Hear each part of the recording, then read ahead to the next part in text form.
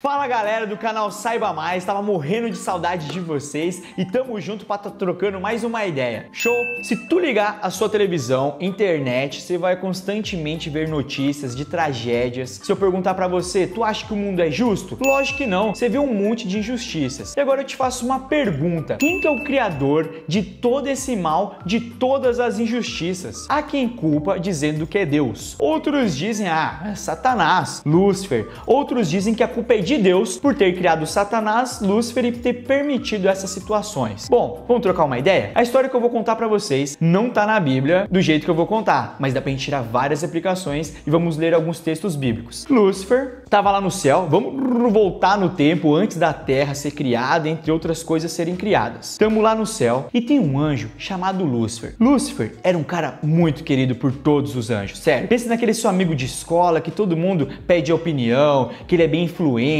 quando ele fala todo mundo ouve. Era Lúcifer. Ele era bem quisto por seus amigos. Lúcifer, ele não era um anjo muito comum, porque assim, ele era um querubim. Querubim? Tu pode se perguntar agora, mas o que é um querubim? Vou ler um verso para vocês para mostrar, para contextualizar que ele era um querubim. Fala assim, ó, Ezequiel, capítulo 28, versículo 14 e 15 diz assim: Tu eras querubim da guarda, ungido, e te estabeleci. Permanecias no monte santo de Deus, no brilho das pedras andavas. Perfeito era nos teus caminhos, desde o dia que foste criado, até que se achou iniquidade em ti.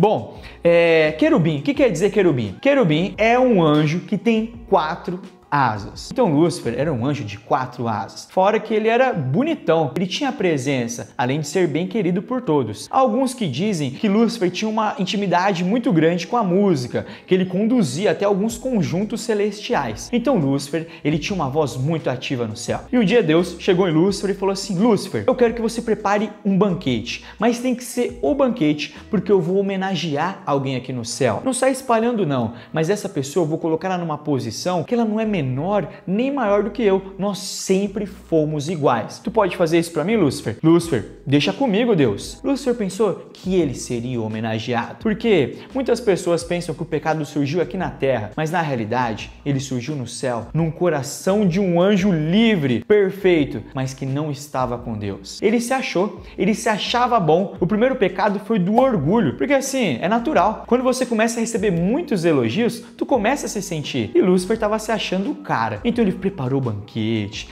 ele preparou os instrumentos, ele fez o evento. Tu vinha assim na mesa, os manjares, tinha um suco de caju que não pode faltar, um arroz com uva passas e manga, não sei, tem cada combinação hoje em dia. Ele preparou o banquete e os músicos preparados, todo mundo muito lindo, muito alinhado, começa a festa. Quem aparece? Deus, o paraninfo do evento. Ele chega, dá boas-vindas para todos os anjos e começa a falar. E quando ele vai chegar no ponto de falar de quem é a pessoa que vai ser reconhecida, Lúcifer já estava aqui, ó, ajeitando sua gravata borboleta celestial, arrumando o seu paletó para levantar. Quando Deus fala: Jesus, meu filho, ele não é maior que eu, nem menor que eu. Nós sempre estivemos juntos. Lúcifer se ajeita na sua cadeira e agora os seus olhos eles ficam vermelhos de raiva, de inveja, porque agora Lúcifer não quer ser tratado igual a Deus. Ele acha que ele é melhor que Deus. Ele tem inveja e acha que se tivesse na administração do céu iria ser muito melhor. Então sabe o que ele pensou? Na história a gente tem uma estratégia conhecida como golpe militar, onde alguém reúne um exército e tenta assumir o poder à força. Lúcifer pensou: vou fazer a mesma coisa. Começou a jogar umas ideias erradas para os anjos.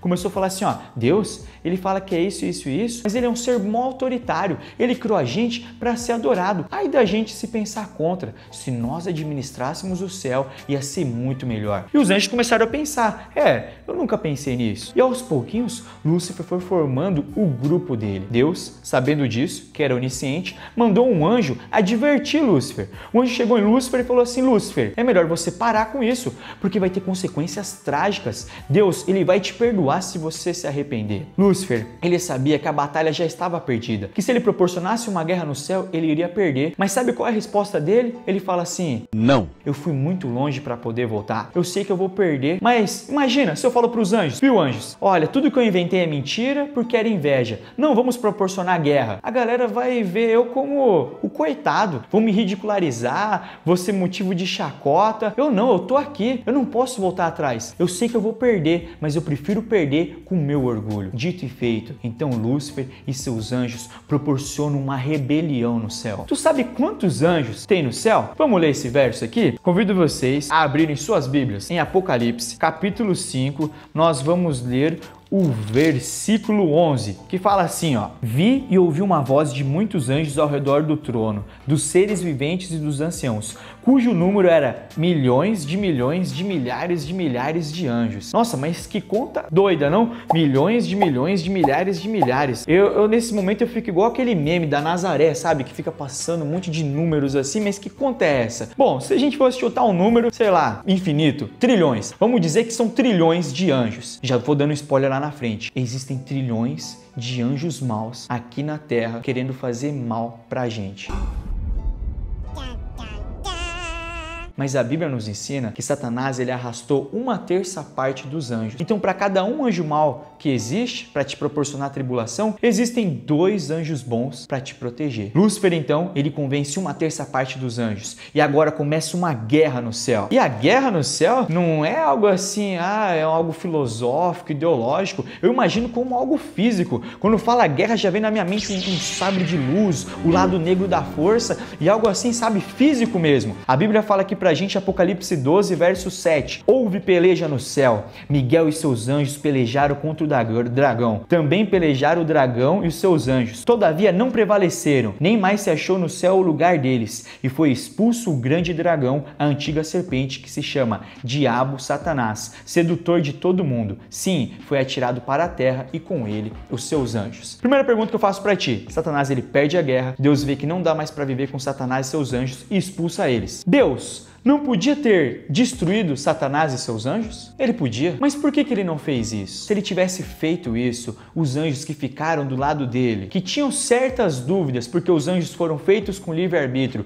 foram feitos para pensar, vocês acham que iriam adorar a Deus por medo ou por respeito? Iriam adorar por medo, porque até então na história Deus não tinha provado a sua essência, que é amor, que é compaixão. Ainda não tinha tido a oportunidade de provar que o mal é ruim, que não vale a pena o pecado. Então, Deus ele não destrói Lúcifer e seus anjos. Agora Lúcifer muda para o nome Satanás, que quer dizer enganador. Ele pensa assim: eu perdi a batalha, mas eu não perdi a guerra. Porque ele vem parar onde? Aqui na Terra. Deus criou a Terra, Deus criou o jardim do Éden, Deus criou Adão e Eva. Existia uma condição para eles viverem bem aqui na Terra, que eles não podiam comer da árvore do conhecimento do bem e do mal. Deus falou: se vocês comerem, certamente vocês vão morrer. Então, Satanás usa uma serpente para persuadir Eva ali passeando, uma serpente chama Eva, ela acha, nossa, que estranho, tá falando comigo, imagina o Dr. Dolittle vem na minha imagem assim na minha mente, era uma serpente conversando, que é isso? Ela ficou curiosa e foi lá ver. A serpente perguntou, viu, por que tu não come uma fruta aqui? A Eva disse, não, porque Deus falou que a gente não podia comer dessa fruta, senão certamente a gente iria morrer. Aí a serpente,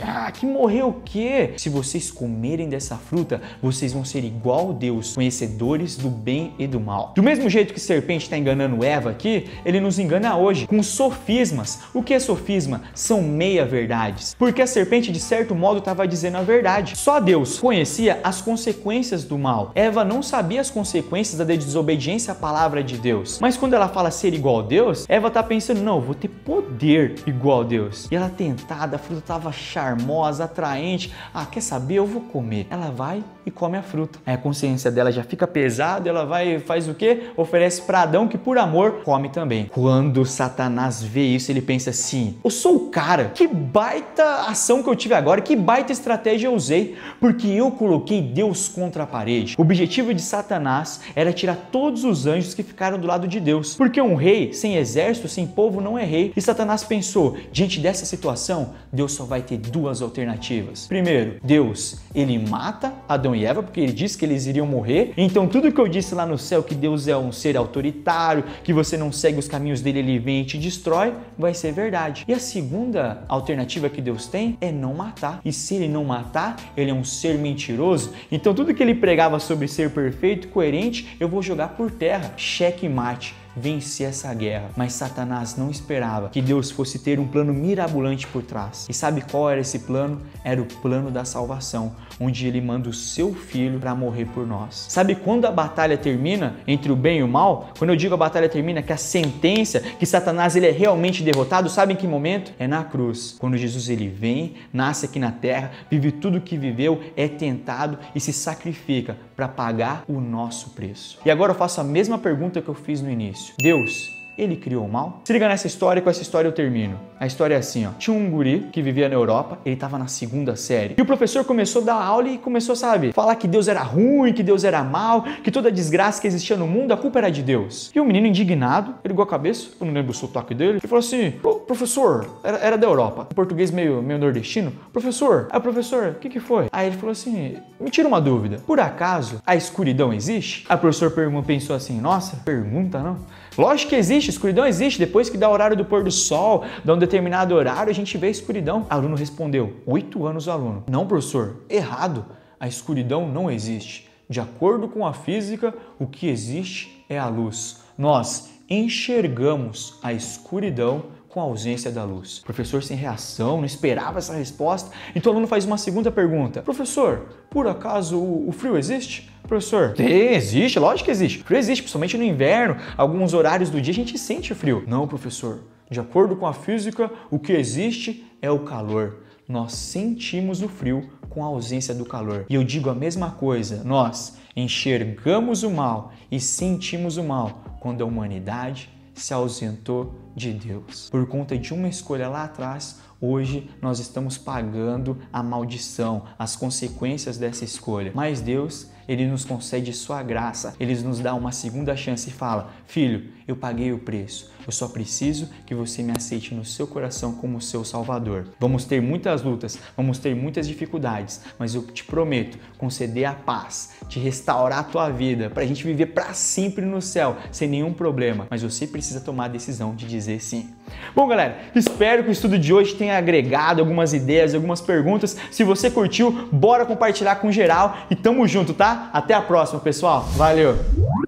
E aí, você curtiu o vídeo? É bom demais estudar a palavra de Deus, não é verdade? Então quer assistir um pouco mais de vídeos? Vem aqui, clica nesses vídeos aqui e se você quiser receber materiais, deixa o seu e-mail aqui no link da descrição que vai ser bom demais entrar em contato com você. Valeu! Entra lá, viu? Entra lá! Eita!